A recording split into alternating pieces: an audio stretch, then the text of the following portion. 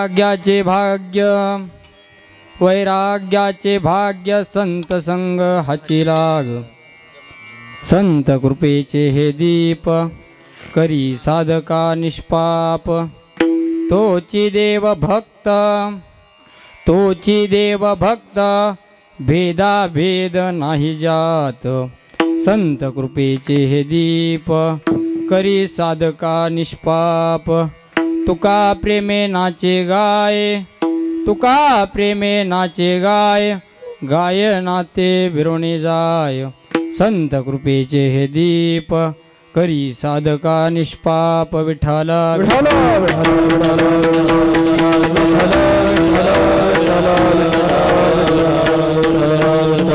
हरे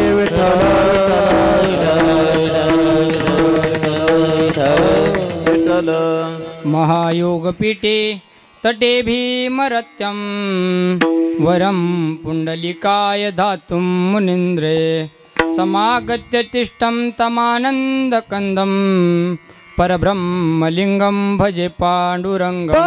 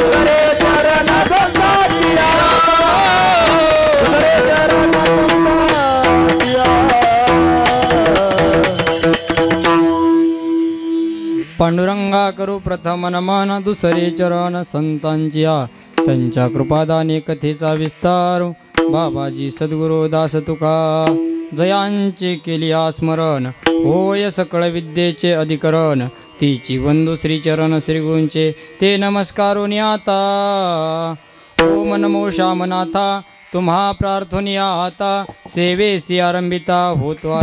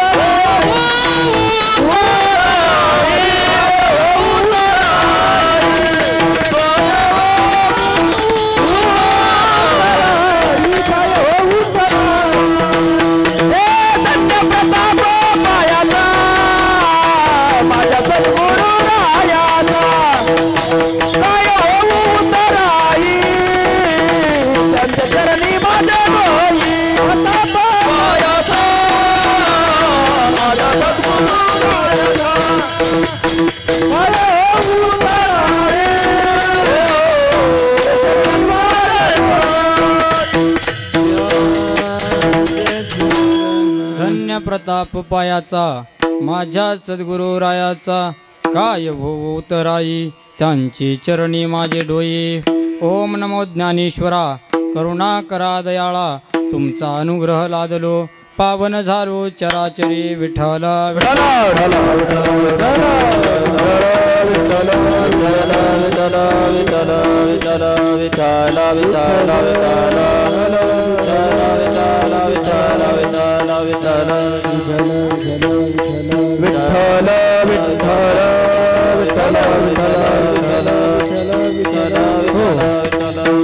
वैराग्याचे भाग्य संत संग हाची लाग, संत कृपेचे हे दीप करी साधका निष्पाप। प्रस्तुत कीर्तन रूपी सेवेकरता निवडलेला अभंग विश्ववंदनीय श्रीमंत श्री जगद्गुरु तुकोबारायांचा 4 चरणाचा आणि संतांच्या संगतीचा महत्व प्रकरण करणारा हा अभंग विठ्ठल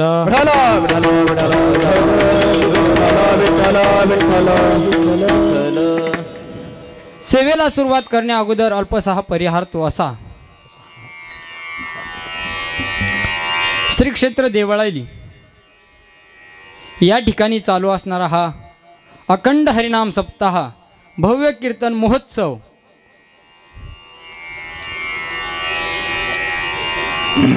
विश्वमाऊली ज्ञानोबरायांच्या 727व्या संजीवन समाधी सोहळ्यानिमित्त चालू असणारा हा भव्य दिव्य असा अखंड हरिनाम सप्ताह, त्यातील आजची 4थ्या दिवसाची सकाळच्या सत्रातली कीर्तन सेवा माझ्यासारख्याकडे विठ्ठल विठ्ठल।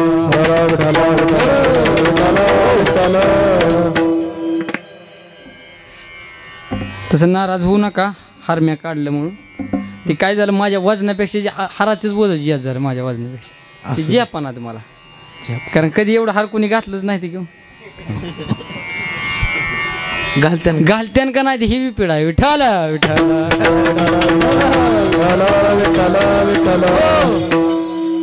प्रेम आहे महाराज हे। चालू असणार हा आपला नामयज्ञ सोहळा, सकाळच्या सत्रातील कीर्तन सेवा महाराजांनी आज्ञा दिली, महाराज तुम्ही सकाळच्या सत्रातली कीर्तन सेवा करा। त्यांच्या आज्ञेचा मान राखून ही आजची सेवा विठ्ठल विठ्ठल।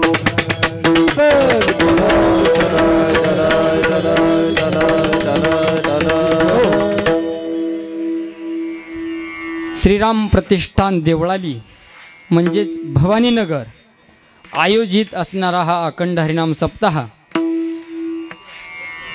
सर्व वस्तीकर, युवक मंडळी, तरुण मंडळी, ग्रामस्थ, भजनी मंडळ सर्वांच्या सहकार्याने चालू असणारा हा नामयज्ञ सोहळा आज या सोहळ्यामध्ये माझ्यासारख्या पामराच्या कीर्तनासाठी थोर थोर विद्वान मंडळी माझ्या कीर्तनाला उभे आहेत। घेऊ का नावं सगळ्याचीच? घेतोस, उखाण्यात घ्यायला माझं झालंच नाही की अजून विठ्ठल।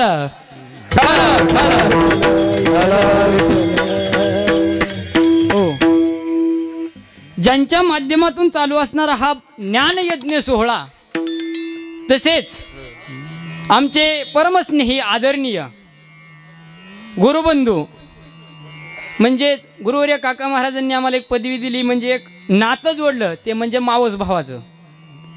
असे असणारे आमचे मावस भाऊ नितांत आमच्यावर प्रेम करणारे हरिभक्तीपरायण परमपूज्य श्री आकाश महाराज जगताप यांच्या माध्यमातून हा चालू असणारा नामयज्ञ सोहळा आणि ही त्यांच्या आज्ञेने आलेली माझ्याकडे सेवा, हेही माझ्या कीर्तनासाठी उपस्थित आहेत। तसेच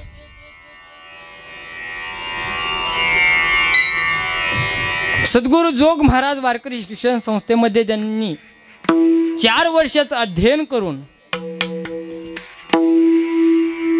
एक संप्रदायाची उंची महाराष्ट्र नव्हे तर महाराष्ट्राच्या बाहेर पोचवण्याचं काम जे करत असतील ते आमचे परमस्नेही आदरणीय माऊली महाराज निळ करमाळाकर हेही या ठिकाणी उपस्थित आहेत. तसेच त्याचबरोबर आमचे संगीत विशारद असणारे हरिभक्तीपरायण भैरवनाथ महाराज जाधव हेही या ठिकाणी उपस्थित आहेत.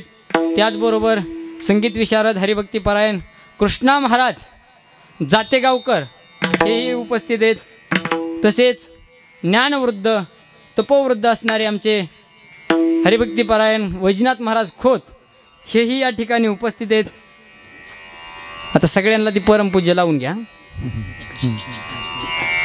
त्याचबरोबर अहो जिवंत माणसाला कोणी बी बोलवतो, जिवंत माणसाला कोणी बी बोलवतो, पण निर्जीव कातड्यातून सध्याला बोल जे काढतं, जे बोलायला लावतं असे असणारे आमचे हरिभक्तीपरायण मृदुंग मार्तंड, मृदुंग सम्राट हरिभक्तीपरायण हरिओम महाराज शेळके हेही आज माझ्या कीर्तनाला साथ करण्यासाठी आहेत.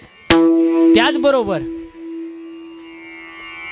जे गायनामध्येही पारंगत आहेत आणि वादनातही पारंगत आहे असणारे आमचे परमस्नेही किशोर महाराज जाधव हे या ठिकाणी आवर्जून उपस्थित आहेत. तसेच गावातील नाना महाराज तांबे, बाबूराव महाराज हेही या ठिकाणी उपस्थित आहेत. तसेच तुम्ही सर्व श्रोते मंडळी, तसेच या ठिकाणी आपला हा जो भव्य दिव्य असा कार्यक्रम चालू आहे संपूर्ण महाराष्ट्रात नव्हे तर महाराष्ट्राच्या बाहेर त्यांचं मीडियाच्या द्वारामध्ये त्यांनी हा कार्यक्रम प्रसारित केला असे असणारे यूट्यूब चॅनलचे दोन्ही मालक, यूट्यूब चॅनलचं एकाचं नाव आहे पुण्यवाणी आणि दुसऱ्यांचं आहे आनंद कीर्तनाचा.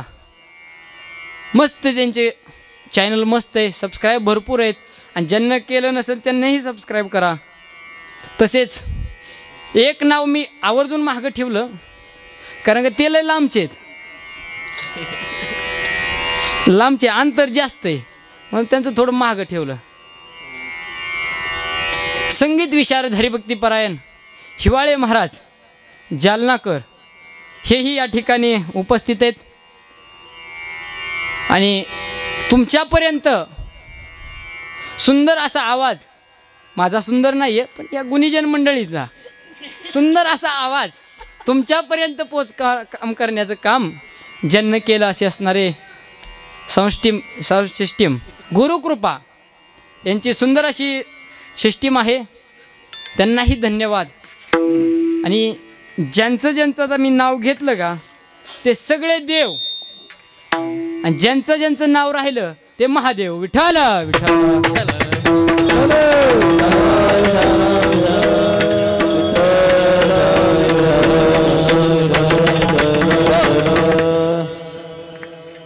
तसेच सगळ्यात महत्त्वाचं नाव राहिलं ते म्हणजे आमचे यजमान. आज या कीर्तनासाठी यजमान आहेत लिमराज दादा सुरवशे, त्यांनाही धन्यवाद. आणि तुम्ही सर्व श्रोते मंडळी तुमच्या सर्वांच्या चरणी साष्टांग दंडवत घालून सेवेला सुरुवात. विठ्ठल विठ्ठल.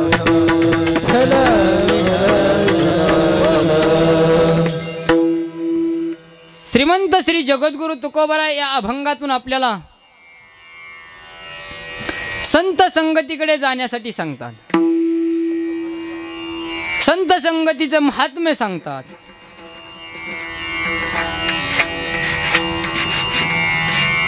संत संगतीचं महात्म्य आपल्याला काय कळवू? जीवनामध्ये आल्यानंतर माणसानं काय केलं पाहिजे हो? फक्त आणि फक्त त्या भगवंताला आठवलं पाहिजे. अखिल कोट ब्रह्मांड नायक पांडुरंग परमात्मा आहे त्याचं ध्यान केलं पाहिजे. आणि आपण आल्यानंतर काय करतो? आपण संसार करतो. महाराजांनी संसार केला असं म्हणत नाहीये तुम्हाला की संसार करा किंवा परमार्थच करा, एकच कुठली तरी बाजू, दोन्ही हे करता येतं. संसार करत करत परमार्थही करता येतो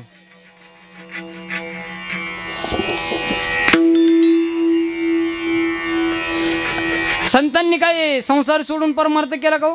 नाही, त्यांनी संसारात राहून परमार्थ केला. पहिल्यांदा संसार केला आणि संसारामध्ये असताना परमार्थ केला.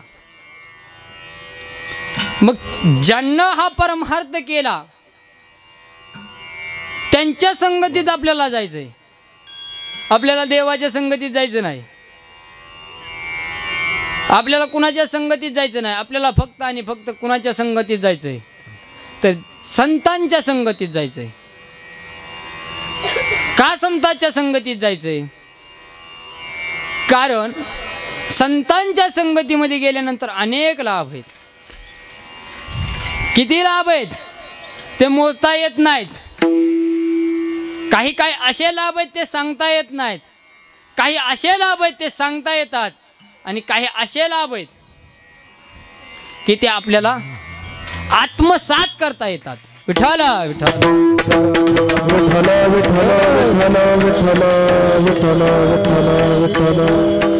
आणि त्या संतांच्या संगतीमध्ये गेल्यानंतर जे सुख प्राप्त होतं ते सुख कसं आहे? हो, कसं आहे ते सुख? त्या सुखाला पारावार राहत नाही. त्या सुखाचा आनंदच वेगळा आहे. तुम्ही म्हणसान कसं काय? एक उदाहरण आहे. रामायणामध्ये एक दृष्टांत आहे. ज्या वेळेस सीतामातेचा शोध घेत असताना हनुमंतराय लंकेच्या दिशेने गेले. त्या महाद्वारापर्यंत गेले, त्या दरवाजापर्यंत गेले आणि हनुमंतरायांनी काय केलं? सावकाश दबकत दबकत दबकत लंकेमध्ये प्रवेश करू लागले. आणि त्या ठिकाणी राखणदार कोण होतं? तर एक राक्षसीन होती. राक्षसीन होती त्या ठिकाणी ती राखणदार. आणि हनुमंतराय कसे चालले? दबकत दबकत दबकत दबकत निघाले. ते दबक्या पावलानं नाही बरं का, दबकत दबकत निघाले. विठ्ठल विठ्ठल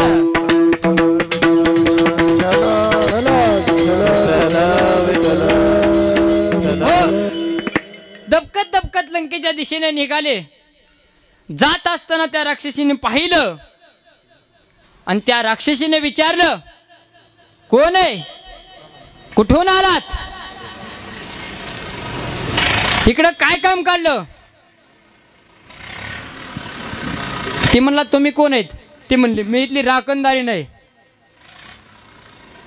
हे पहा म्हणले, राक्षसीने सांगू लागली, ह्या ठिकाणी जो येईल, जो बाहेरून चोर येईल, ते माझं काय खाद्य आहे, ते मी खाते. हनुमंतरायानं सुंदर असं उदाहरण दिलं. अरे मला जर खायचं असेल तर माझ्या अगोदर तू काय कर, कुणाला खा? रावणाला खा. ते म्हणले, का? तर माझ्या अगोदर चोरी कुणी केली? रावणानं केली.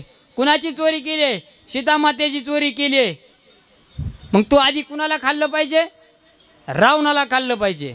नाही नाही म्हणले, ते आमचे देव आहेत, ते आमचे देव आहेत, देव सोडून आम्ही बाकीच्याला खातो. दोघांची बातचीत झाली आणि दोघांनीही एकमेकावर आक्रमण केलं. आणि आक्रमण करत असताना हनुमंतरायाने आपल्या ताकदीनं एक असा जोरदार एक बकमा असा त्या राक्षसीला मारला. कसा मारला? कसा मारला? कसा मारला? असा मारला. विठ्ठल विठ्ठल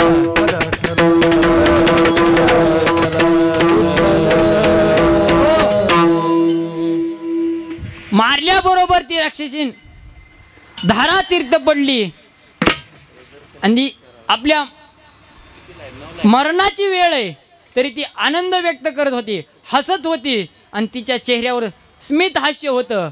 आणि हनुमंतरायाने विचारलं, मरायच्या घायलाय, मरायची वेळ आली जवळ आणि तुम्ही हसताय, तू हसतेस? ते म्हणले, याच्या मागं कारण आहे. ते म्हणले, काय? मला सुख प्राप्त झालं. ते म्हणले कस काय? तर तिनं सांगितलं जे वैकुंठातही नाही, जे ब्रह्मलोकातही नाही, जे इतर कुठल्याही ठिकाणी हे सुख नाही, ते मला कुठं तुमच्या संगतीत आल्यानंतर मला हे सुख प्राप्त झालं. किती सुख होतं व किती वेळ झालता त्यांचा, किती सेकंदाचा, काही क्षणाचाच, काही क्षणाचाच वेळ झालता, भेट झालती. आणि तर क्षणाच्या त्या घटिकेनं तिला इतका आनंद व्यक्त करतो, इतका आनंद होतो. तर मला सांगा, आपण जर संतांच्या सतत सहवासात राहिलो तर आपल्याला किती आनंद होईल. विठ्ठल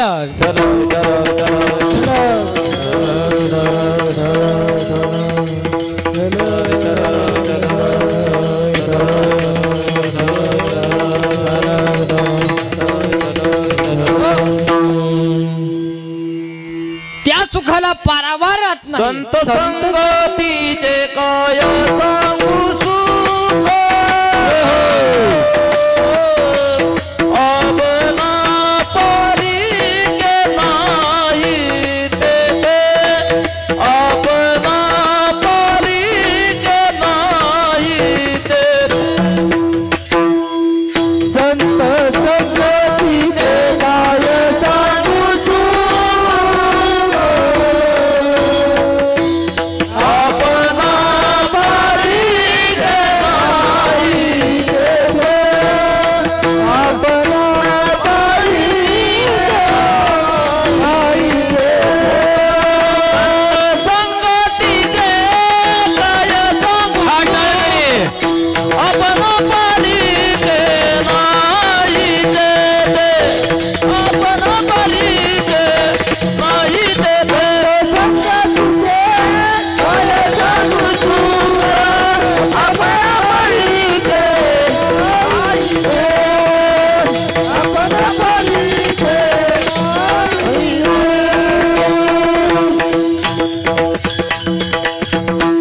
संत संगतीचे काय सांगू सुख, संत संगतीचे काय सुख सांगू. किती सुख झालंय, त्या सुखाला पारावार नाही. मग आपल्याला त्या संतांच्या सहवासात जायचंय. मग त्या संतांची महती कळली पाहिजे, त्या संतांचं महात्म्य कळालं पाहिजे. आणि महात्म्य कळाल्याशिवाय आपल्याला संत कळत नाहीत, संत कळत नाहीत.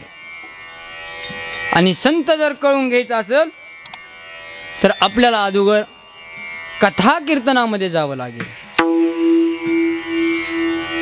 कीर्तनामध्ये जावं लागेल, कथेमध्ये जावं लागेल.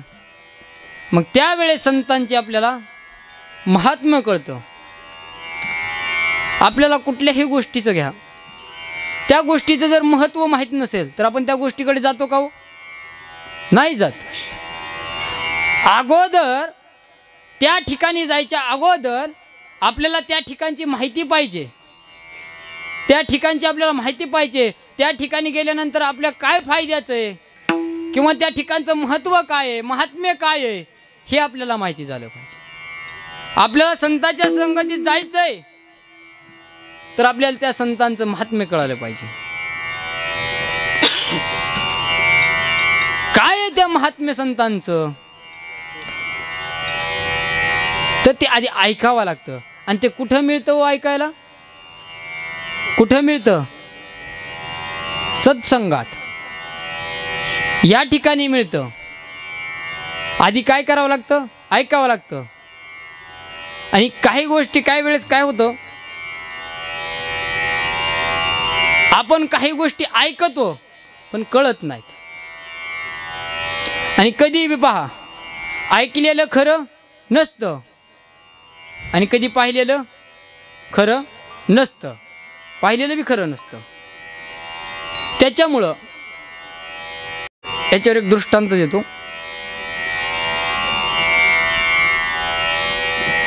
ऐकण्यामधलं एक दृष्टांत आहे. महाभारतातला प्रसंग आहे. विदर्भ नगरीचा राजा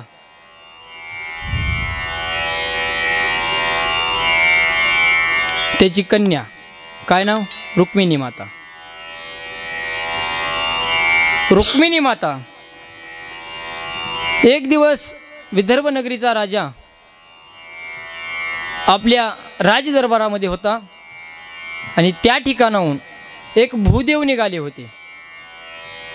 भूदेव निघाले होते. भूदेव म्हणजे कोण? ब्राह्मणदेव. चर्चा चालू होती त्या ठिकाणी राजदरबारामध्ये. त्या राजदरबारामध्ये चर्चा ही चालू होती की आपली कन्या म्हणजे रुक्मिणी कुणाला द्यायची. त्यावर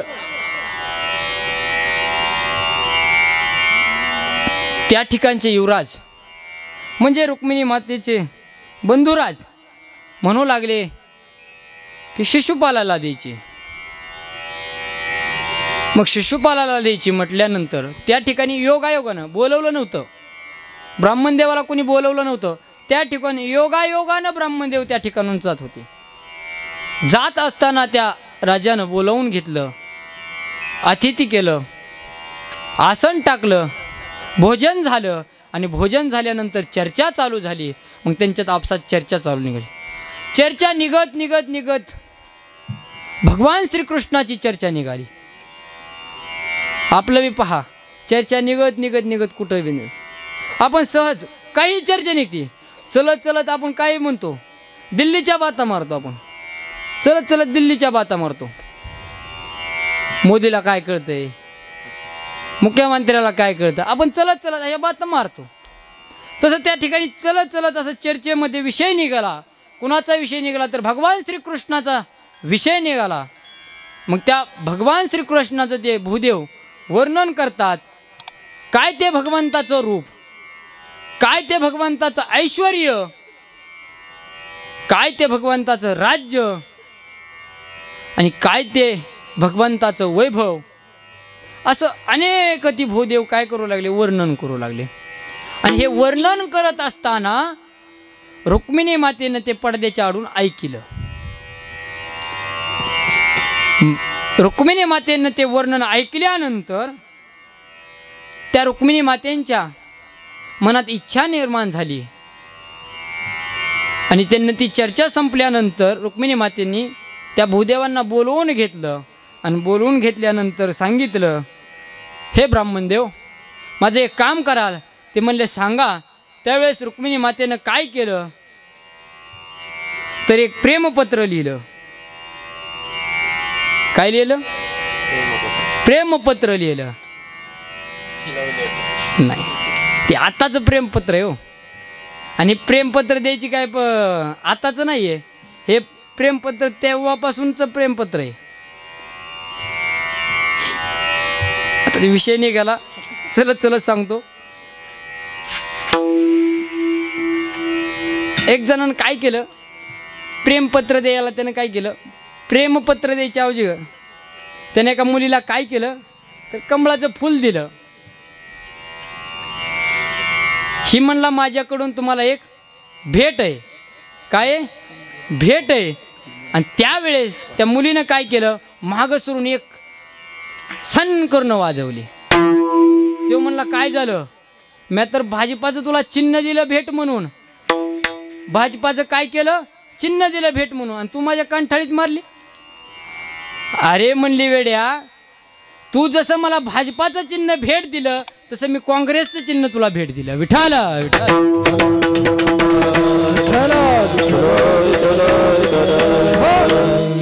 तसं त्यावेळेस रुक्मिणी मातेनं पत्र लिहिलं आणि पत्र ते भूदेवांकडे दिलं. आणि भूदेवांकडे दिल्यानंतर त्या ठिकाणाहून ते भूदेव निघाले आणि गेले. ते द्वारकेमध्ये पोहोचले आणि पोहोचल्यानंतर ते पत्र भगवान श्रीकृष्णाकडे दिलं आणि ते भगवान श्रीकृष्णाने वाचलं. त्या पत्रामध्ये असं लिहिलं होतं, हे वैकुंठ नायका, हे भगवंता, हे द्वारकाधीश, मी तुमचं संपूर्ण वर्णन ऐकलं. तुमच्या रूपाचं, तुमच्या गुणाचं, तुमच्या ऐश्वर्याचं, तुमच्या वैभवाचं मी संपूर्ण वर्णन ऐकलं. आणि माझ्या जीवाचा काय झाला, दाह शांत झाला. माझी एकच इच्छा आहे, मी तुमच्या गुणाचं वर्णन ऐकल्यानंतर माझ्या जीवाचा दाह शांत झाला, तर मला असं वाटतंय तुम्ही माझा स्वीकार करावा आणि माझं जन्म मरण जे आहे ते माझं तुम्ही संपावं. मला सांगा, रुक्मिणी मातेनं भगवान श्रीकृष्णाला पाहिलं होतं का? काय केलं तर ऐकलं होतं. त्याच्यामुळं सगळं पाहण्यापेक्षा माणसानं ऐकण्यावर भर द्यावा. जरा ऐकलं पाहिजे. आता आजकाल पाहुणं बघायला गेल्यावर नुसतं बघून यायचं. आधी सगळं ऐकायचं, परत ऐकायचं आणि मग परत बघायला जायचं. आधी ऐकत जावा काय कसा आहे तो, व्यसनी आहे का निर्व्यसनी आहे, कसा आहे तो ऐकत जावा मुली देताना. जरा विठाला विठाला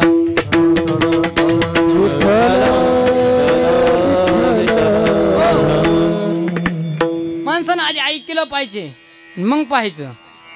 तसं आपल्याला संतांचं चरित्र सध्याला काय करावं लागेल, अगदी ऐकावं लागेल. मग त्याशिवाय संतांचं महात्म्य कळणार नाही. आपल्याला महात्म्य कळणार नाही संतांचं. त्यासाठी आपल्याला काय करावं लागेल, आधी महात्म्य ऐकावं लागेल.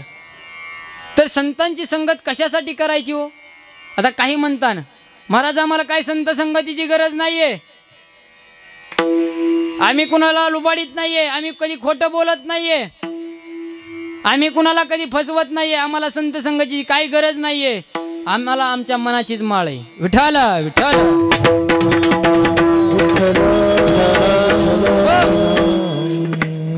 आमच्या मनाची माळ आहे म्हणतात. मनाची माळ आहे म्हणतात असे सहज म्हणतात. अरे ज्या भगवंताला सध्याला संताची संगत करावी लागली, आम्ही तर मनुष्याला काय हो, यात काय नवल आहे? आपल्याला संताची संगत करावी लागते, यात काय नवल नाही. तर भगवंताला सध्याला आपली संतांची संगत करावी लागते. याचं काय उदाहरण आहे का हो? आणि जर समजा संत संगत जर त्यांचं महात्म्य आणि जर ही संत संगत जर आपल्याला नाही कळाली, नाही आपण कधी ऐकली, आणि ती ऐकायला मिळतं फक्त संतांमध्ये, साधू संतांमध्येच ऐकायला मिळते, इतर ठिकाणी मिळत नाही. आणि जर काही वेळेस असं होतं, जर संत संगतीमध्ये आपण जाऊन संतांचं चरित्र नाही ऐकलं तर आपल्याला काही गोष्टी आपल्याला काही कळत नाहीत. विठाला विठाला असे बरेच उदाहरण आहेत की संत संगत नसल्यामुळे आपल्याला काही गोष्टी कळत नाहीत, काहीच कळत नाहीत. रामायणामधलं उदाहरण आहे, ज्यावेळेस प्रभू रामचंद्रांना आणि लक्ष्मणांना नागपाशामध्ये बंदिस्त केलं. कुठं नेलं? पाताळात. पाताळात नेल्यानंतर त्यांना सोडवलं कुणी हो? आम्ही तर नाही हवा सोडिलं म्हणा,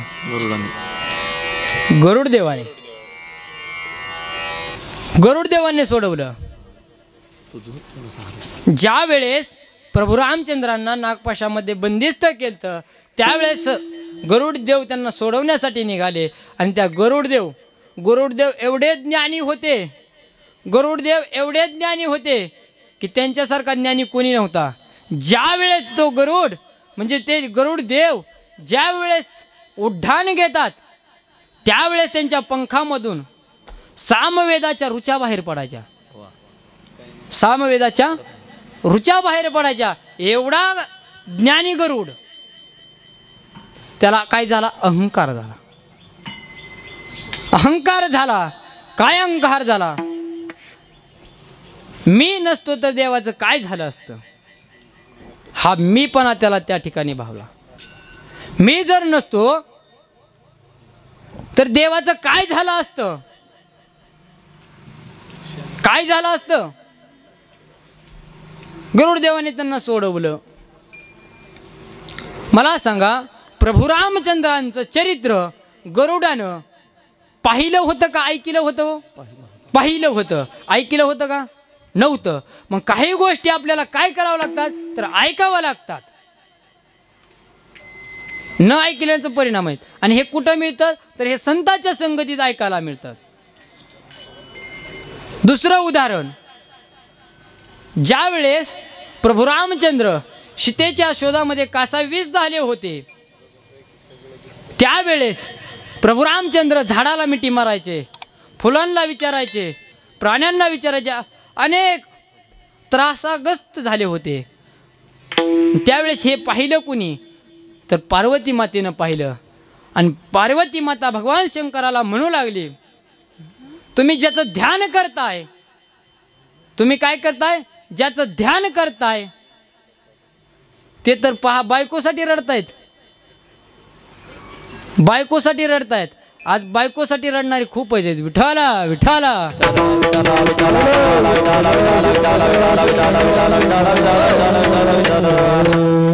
देव सध्याला बायकोसाठी रडले, आप तुम्ही आम्ही तरी काय हो. विठाला विठाला. मग भगवान शंकराने सांगितलं, अगं तू फक्त माझ्या देवाचं काय केलं चरित्र पाहिलंय, तू ऐकलं नाही.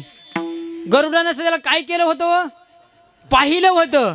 आणि पार्वती मातेनं सध्याला काय केलं होतं तर पाहिलं होतं. ऐकलं होतं का नव्हतं. त्याच्यामुळं आधी काय करावं लागतं तर कुठल्याही गोष्टी संत महात्म्याचंही तसंच आहे, आपल्याला आधी त्यांचं महात्म्य ऐकलं पाहिजे. विठाला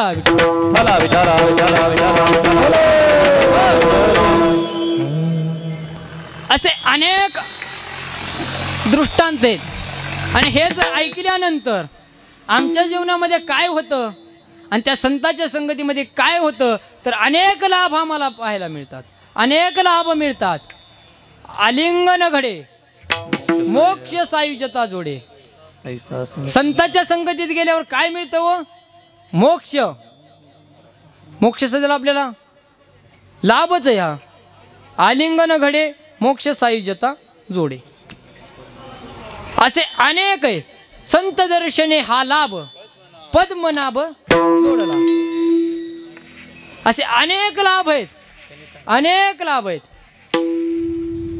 तर हे लाभ असाच एक लाभ आहे आपल्या जीवनामध्ये. आणि तो लाभ आपल्याला कधी प्राप्त होतो, हा जो लाभ आहे तो संतांच्या संगतीमध्ये लाभ गेल्यानंतर होतो. पण आधी संतांच्या संगतीत जाण्याच्या अगोदर आपल्याला ते भाग्य आपल्याला प्राप्त झालं पाहिजे. अभंगाचं प्रथम चरण. वैराग्याचे भाग्य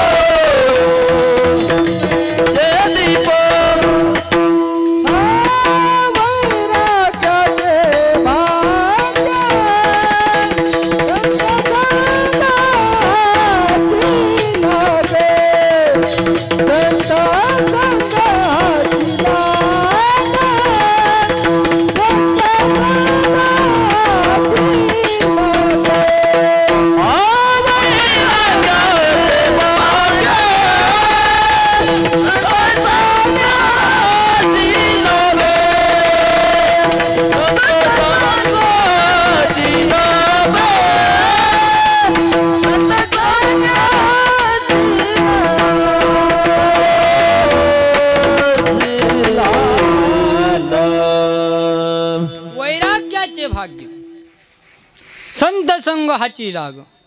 हे वैराग्य म्हणजे काय हो? वैराग्याची व्याख्या काय आहे? तर वैराग्याची व्याख्या अशी, इह लोकापासून ब्रह्मलोकापर्यंत मानलेल्या भोगाच्या त्यागाच्या इच्छेस काय म्हणतात?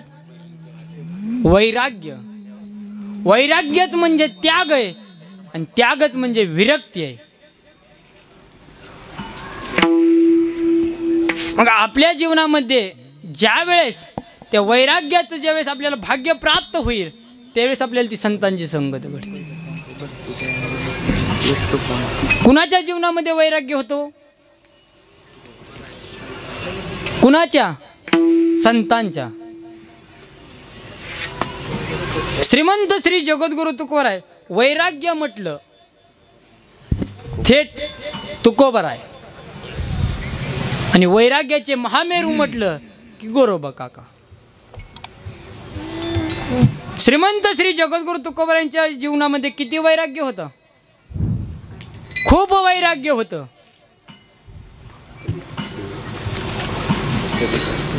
अहो त्यांच्या जीवनामध्ये वैराग्य होतं ते काही नवल नाही आहे, पण त्यांच्या जो संगतीत जाईन त्यालाही वैराग्य प्राप्त होत होतं.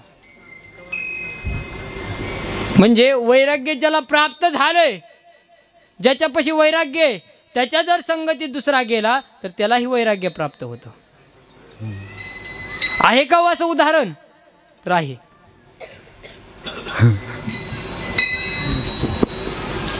तुकोबारायांचा एक स्वभाव होता, लोक भजन जरी करत नसले का त्यांना बळच भजन करायला लावायचे, बळ परमार्थाला लावायचे. लावत लावत असताना त्यांचा एक भक्तच समजा शिवबा कासार, तुकोबराय आवर्जून न्यायचे त्याला भजनासाठी, आवर्जून न्यायचे. तो जात नव्हता, त्याच्या मनात इच्छा नव्हती भजनाला जायचं, कीर्तनाला जायचं, पण महाराजांचा शब्द आहे त्याच्यामुळे कसा मोडावा ह्यासाठी तो महाराजांसोबत जायचा. आणि जसा जसा जसा तो महाराजांसोबत भजनासाठी कीर्तनासाठी जाऊ लागला त्यावेळेस त्या ठिकाणी त्याच्या अंतःकरणामध्ये वैराग्य निर्माण झालं. आणि वैराग्य निर्माण झाल्यानंतर तो तुकोबरायांचं एक कीर्तनही भजनही कसलं सोडत नव्हता. आणि ज्यावेळेस त्याला हे वैराग्य प्राप्त झाल्यानंतर परत घरच्या कंपनीची ऑर्डर आली, तुम्ही उठलं की काय करता हो? भजनाला जाता, टाळकुटीत बसता, असे म्हणणारे भरपूर आहेत. आपल्याला कोणी म्हणत नाहीये, फक्त ज्याला म्हणतात त्याचं ऐकतोय आम्ही. विठ्ठल विठ्ठल.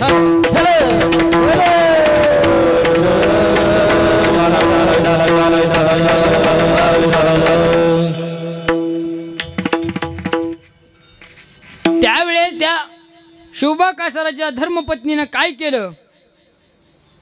आपल्या पतीला सांगितलं, तुम्ही भजनाला जाताय, कीर्तनाला जाताय, आम्हाला काय जायला जमत नाही, तुम्ही जाताय एक काम करा. म्हणले काय करा? तुम्ही रोज तुकोबरायांसोबत जाताय भजनासाठी, कीर्तनासाठी, त्या तुकोबरायांनाच आपल्या घरी बोलवून घ्या. किंवा दिवाळीचा सण आलाय, फराळासाठी बोलवून घ्या. बोलवून घ्या म्हटल्यानंतर शिवबा कासारांना वाटलं आज दिवस कुंकड उगावला. रोज माझ्या नावानं आणि तुकोबरायांच्या नावानं खडं फोडणारी ही बाई आज मधासारखी गोड बोलू लागली. मधासारखी, कारण का मधापेक्षा गोड दुसरं काहीच नसतं. विठ्ठल विठ्ठल.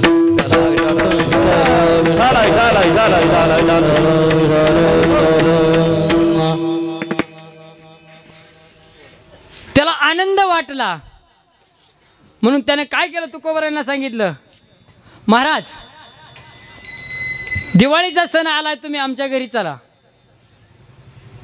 आमच्या घरच्यांना तुम्हाला बोलवणं धाडलंय, तुम्ही आमच्या घरी या. तुकोबराय म्हणले काही अडचण नाही, आम्हाला काय, आम्ही निघाले कुठेही निघले, तुम्ही मनचाल तिथं जातो म्हणले, काय अडचण नाही. आणि वारकऱ्याचं कसं असतंय, तुम्ही मनचाल तिथं नेतात वारकरी, कुठं तुम्ही म्हणाल तिकडे वारकरी येतात, कुठेही येतात, काही अडचण नाही, कुठेही येतात. आजकाल तुम्ही पाहिलं नसेल, आता ती कुठं डीजे पुढं त्याला वारकरी निघाले, डीजे पुढं त्याला का महाराज मंडळी निघालेत. विठाला विठाला.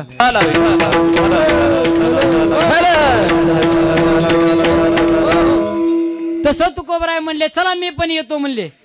चला आनंद आहे म्हणले. तेवढीच एक दिवस घरचा वाचन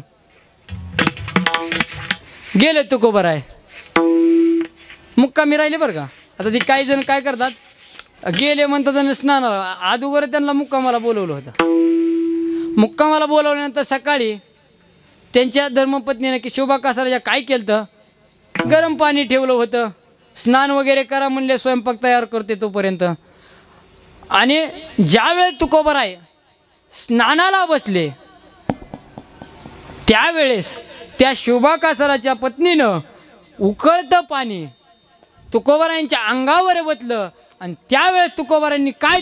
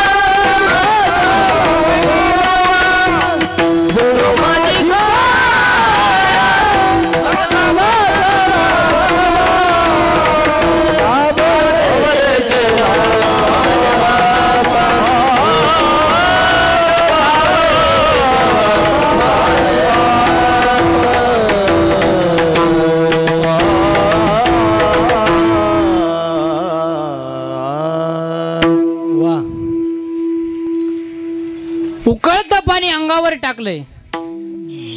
त्यावेळेस तुकोबरायांनी धावा केला. जळो माझी काया लागला बनवा धावरे केशवा माय बापा.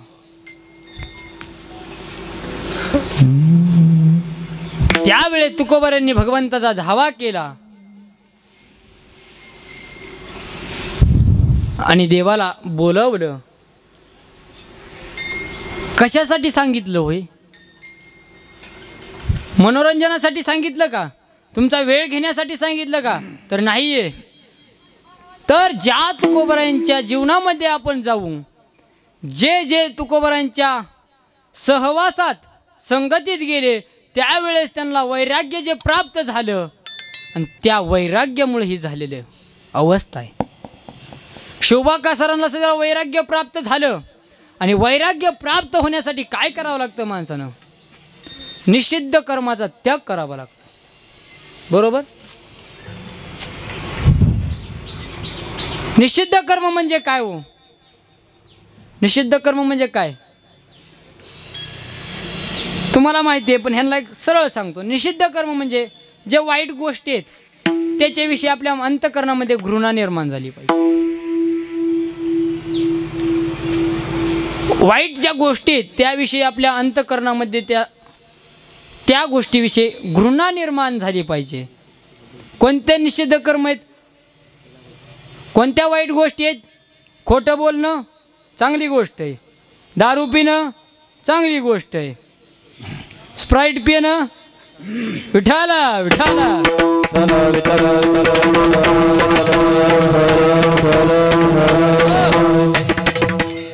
तर अशा गोष्टींचा काय करायचा आहे, त्याग करायचा आहे. त्याविषयी आपल्या अंतःकरणामध्ये घृणा निर्माण करायची, म्हणजे त्या गोष्टीला आपल्या अंतःकरणामध्ये जागा द्यायची नाही. सगळ्यात महत्त्वाची गोष्ट जर कोणती असेल तर अहंकार, ह्या गोष्टीला आपल्या अंतःकरणामध्ये कधीच जागा द्यायची नाही, कधीच द्यायची नाही, कधीच. ज्या वेळेस ज्याच्या अंतःकरणामध्ये तीळ मात्र जर अहंकार झाला ना, तीळ मात्र जरी अहंकार झाला ना, तरी त्याचं काय खरं नाही, सगळं फजिती होऊन जाते त्याची. त्याच्यामुळे अहंकार कोणी हे सगळ्याला आणायचा नाही. जीवनामध्ये आल्यानंतर तेवढी एक गोष्ट फक्त टाळली ना, तर आपलं जीवन संतमय भगवंतमय. अभिमान गेला तुका मन देव झाला, तुका मन देव झाला, तुका मन देव झाला. अभिमान गेला तुका मन देव झाला, तुका मन देव झाला, तुका मन देव झाला.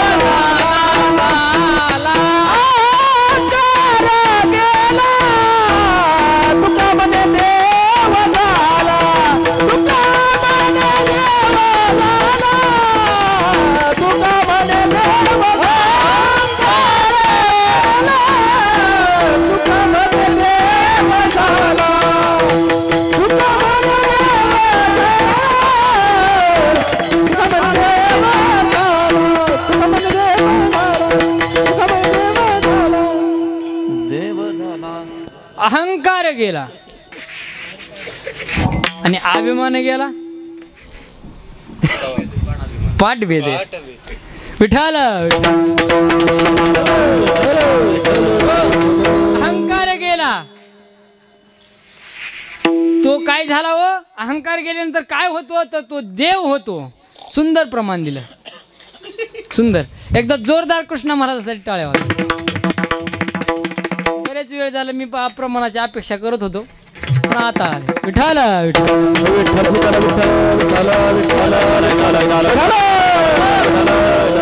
तसं जीवनामध्ये वैराग्य जर प्राप्त करून घ्यायचं असेल तर आपण काय केलं पाहिजे, निषिद्ध कर्माचा त्याग केला पाहिजे. आणि निषिद्ध कर्माचा त्याग केल्यानंतर आपल्याला काय प्राप्त होतं, तर वैराग्य प्राप्त होतं. बरं, वैराग्यही प्राप्त झालं, वैराग्याचे आपल्या जीवनामध्ये हे भाग्य आहे, वैराग्य म्हणजे एक भाग्य आहे. आपल्या जीवनामध्ये ते भाग्य प्राप्त झाल्यानंतर संतांची सहवास मिळतो आणि संत संगतीचे लाभ मिळतात. पण हे लाभ मिळाल्यानंतर आपल्याला काय होतं, त्या संतांचा सहवास घडल्यानंतर काय होतं, आणि ते संत आपल्याला काय करतात, अभंगाचं दुसरं चरण. संत कृपेचे दीप, संत कृपेचे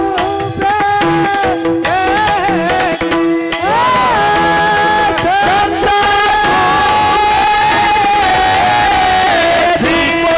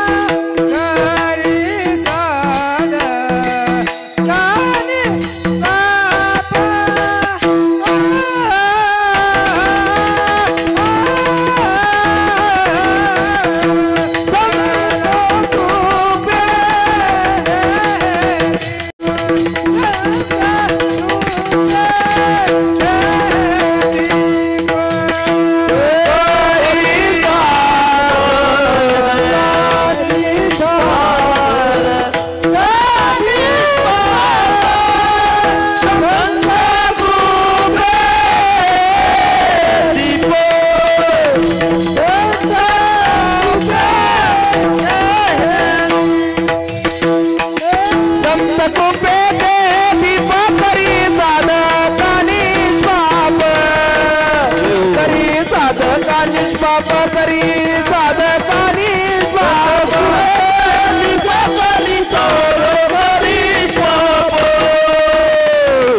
साधका निष्पाप करी साधका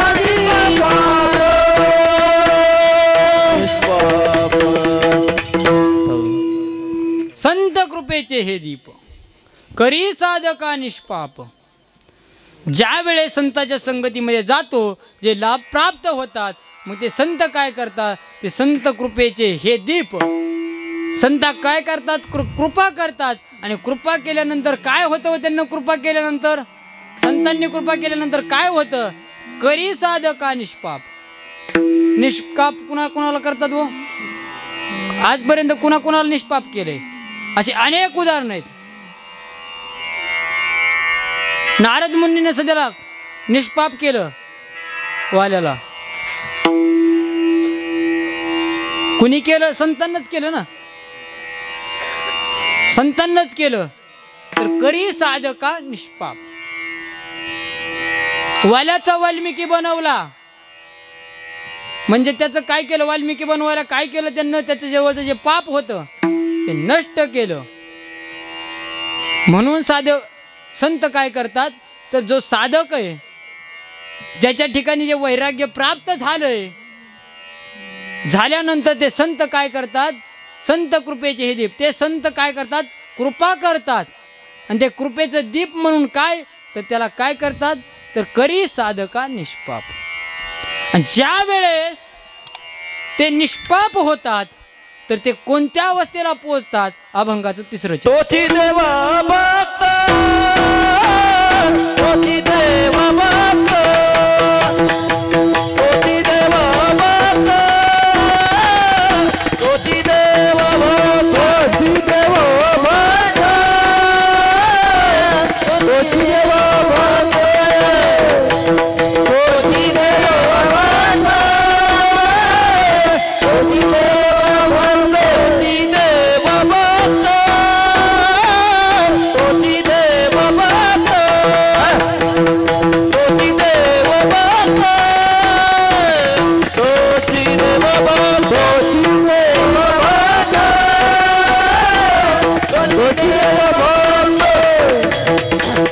तोची देवा भक्त तोची देवा भक्त.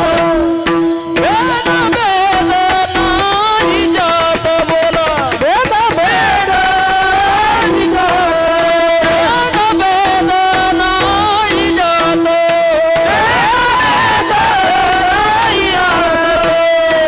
संत कृपेचे दीप संत कृपेचे दीप संत कृपेचे दीप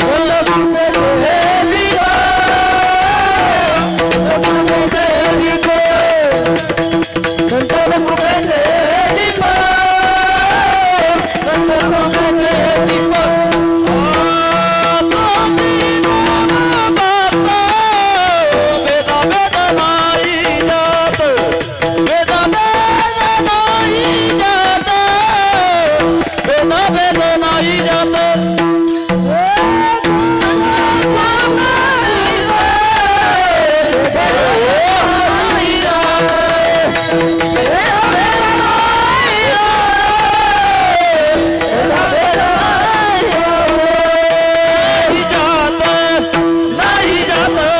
भब्बार कुमाई भब्बार कुमाई भब्बार कुमाई भब्बार कुमाई भब्बार कुमाई भब्बार कुमाई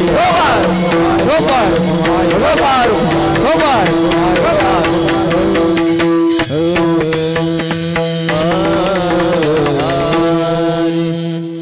तोची देव भक्त भेदाभेद नाही जात तर त्याची काय अवस्था प्राप्त होते तुकाराम महाराज सांगतात तोच देव भक्त तोच देवाचा भक्त होतो आणि त्याच्या ठिकाणी काय राहत नाही वो भेदाभेद राहत नाही भेदभाव राहत नाही. तुका म्हणे भेदा भेद गेला वाद खंडोन गेला वाद खंडोनी गेला वाद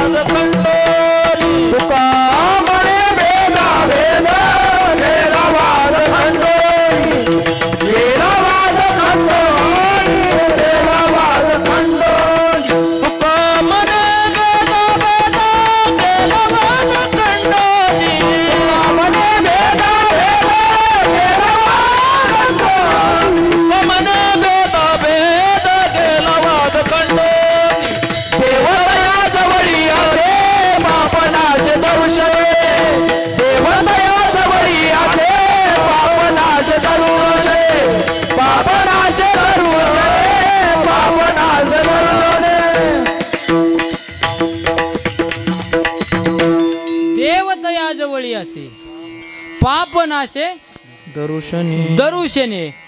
तू का म्हणे भेदा भेद गेला वाद खंडोनी. तर त्याच्या ठिकाणी काय वाद राहत नाही, भेद राहत नाही. तर काय होतं, तर देव त्याच्या दर्शनानंतर पाप नाश होतो.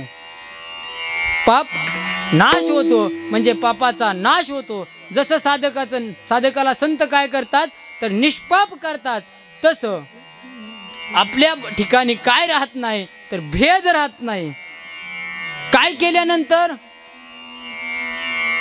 आपल्या जीवनामध्ये आपण काय केल्यानंतर तर वैराग्य प्राप्त केल्यानंतर. पण याच्याही पलीकडे महाराजांनी सांगितलं की ज्या वेळेस इथपर्यंत आलात तुम्ही, बाकी सर्व काही केलं आणि आता केल्यानंतर फक्त आणि फक्त शेवटची आपली अवस्था प्राप्त होते, तर ती कोणती अवस्था, अभंगाचं शेवट. तुका प्रेमे नाचे गाय गाय, तुका प्रेमे नाचे गाय गाय, तुका प्रेमे नाचे गाय. तुका प्रेमे नाचे गाय गाय, तुका प्रेमे नाचे गाय गाय,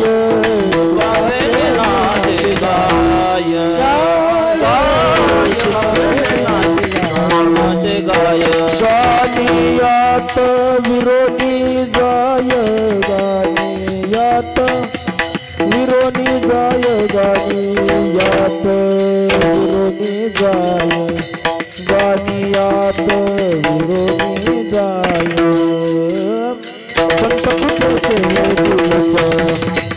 दीप संत कृते दीप गानियात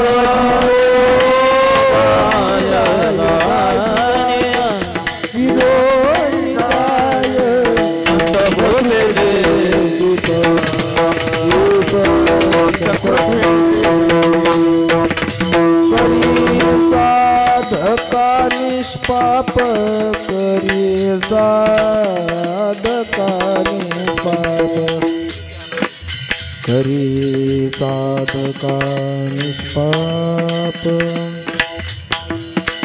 करी साधका निष्पाप करी साधका निष्पाप करी साधका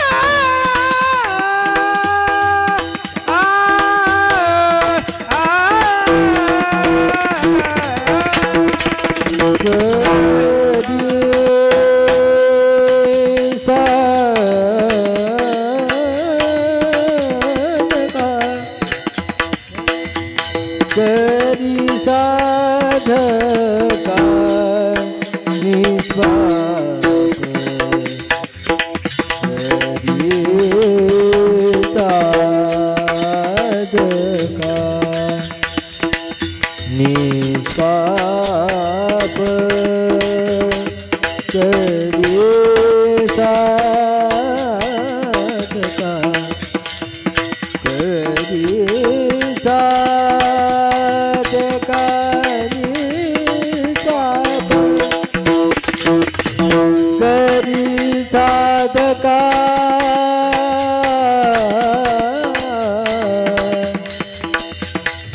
करी साधका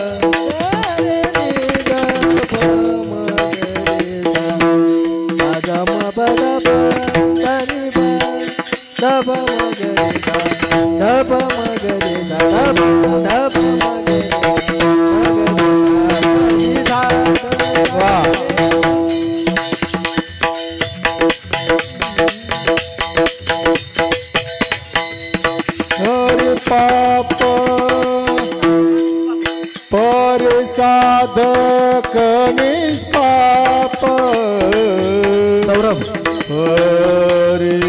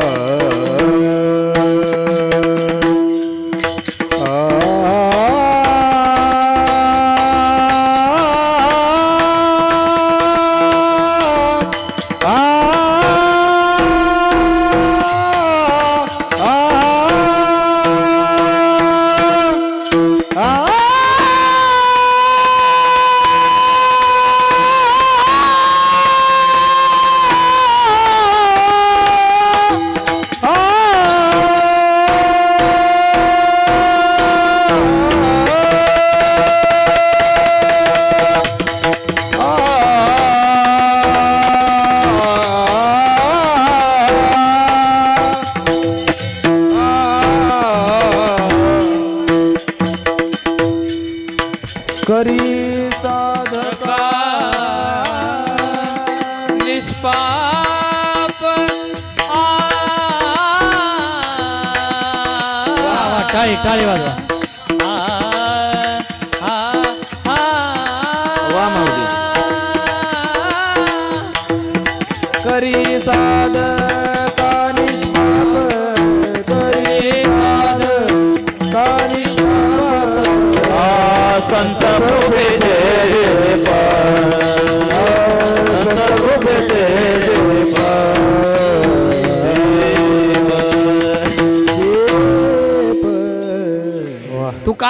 प्रेमे नाचे गाये, गाय नाते विरुणे जाये.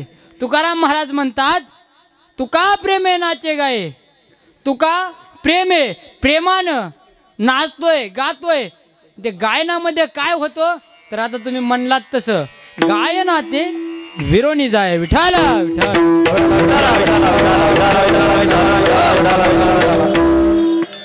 हा झाला अभंगाचा सरळ सरळ धावता भावार्थ.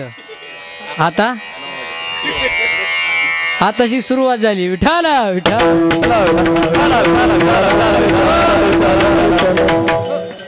आपला वेळ झालेली आहे. वैराग्याचे भाग्य संत संग हाची लाग, संत कृपेचे हे दीप करी साधका निष्पाप. तोची देव भक्त भेदाभेद नाही जात, तुका प्रेमे नाचे गाये, गायनाते विरोणी जाय. तर गायनामध्ये कसं विरून जायचं तर हे आता जसं गायनाचार्यांनी जे गायन केलं तर ह्या गायनामध्ये काय जायचं, विरून जायचं. मग काय होतं, हे विरून गेल्यानंतर आपला भगवंताची प्राप्ती होते आणि आनंद मिळतो. केव्हा मिळतो तर संतांच्या सहवासामध्ये मिळतो. म्हणून सर्वांनी एकदा मोठ्यानं प्रेमाने भजन करायचंय. ज्ञानेश्वर माऊली राज माऊली तुकाराम, ज्ञानेश्वर माऊली ज्ञानेश्वर माऊली ज्ञानराज माऊली तुकाराम, महाराज ज्ञानेश्वर माऊली ज्ञानराज माऊली तुकाराम, ज्ञानेश्वर माऊली ज्ञानराज.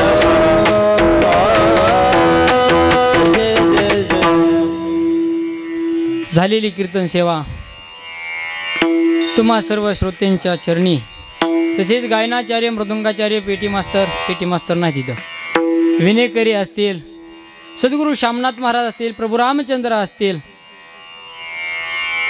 व आदी करून सर्व गुणीजन मंडळी व गुरुवर्यांच्या चरणी सेवा समर्पित करतो. जे काही चुकीचं असेल ते माझ्या बुद्धीचे दोष, जे योग्य ते गुरुवर्यांचं, जे चांगलं आहे तेच घेऊन जावा, जे चांगलं नाही ते हितच सोडून जावा. कीर्तनातलं म्हणतोय बरं का मी, म्हणजे सांगितल्यापैकी. नाही तर तुम्ही चांगलं म्हटलं की ह्याचा एखादा चपलाचा जोडबीड, तसं काही नाही. चांगलं म्हणजे कीर्तनातले जे चांगले विचार आहेत ते तुम्ही घेऊन जावा. जे काय चुकीचं असेल ते हितच राहू द्या, घरी काय घेऊन जाऊ नका. घरी नेल्यानंतर तुम्हाला ते काय पचायचं नाही. त्याच्यामुळे झालेली सेवा हितच भगवंताच्या चरणी समर्पित करून सेवेला पूर्णविराम देतो. श्यामनाथ एकनाथ.